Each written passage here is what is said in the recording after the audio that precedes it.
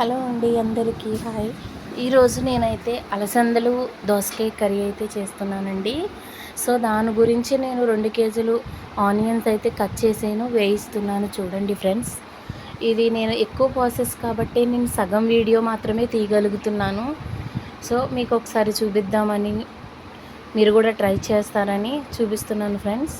చూడండి, ఇక్కడ నేనైతే కట్ చేసి దోసకాయ ముక్కలు అయితే పెట్టుకున్నాను. చూసారా, సుమారుగా నాకు ఇది 7 కేజీలు దోసకాయలండి. తర్వాత 2 కేజీల టమాటాలు కూడా కట్ చేసి పెట్టుకున్నాను.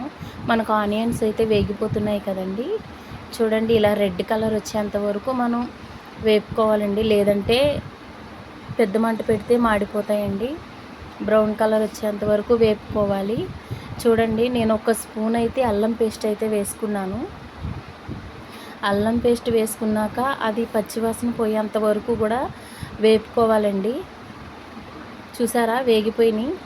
నేనైతే ఇప్పుడు టమాటా ముక్కలు అయితే యాడ్ చేస్తున్నాను. చూడండి, 2 కేజీలు టమాటాలు అయితే వేసుకున్నాను ఫ్రెండ్స్. అవి బాగా వేగాలి. నేను ఈ లోపల రాత్రి అలసందలు నానబెట్టానండి నైటు.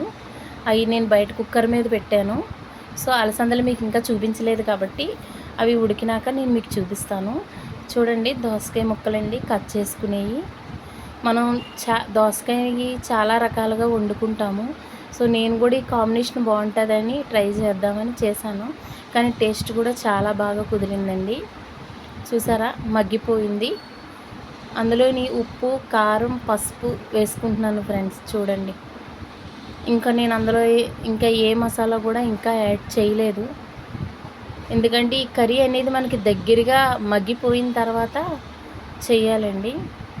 చూడండి, అలసందలు అయితే ఉడికిపోయినాయి. అయిగోండి, మీరు బొబ్బర్లు కూడా అంటారు, అవి మొత్తం వేసేసుకోవాలండి. అవి కూడా సేమ్ 2 కేజీలు దాకా ఉంటుంది.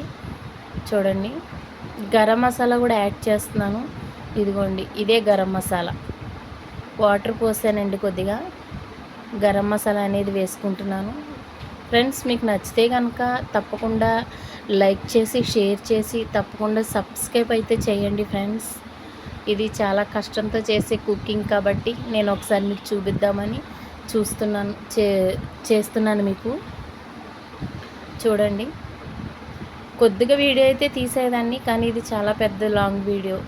Okay friends, bye.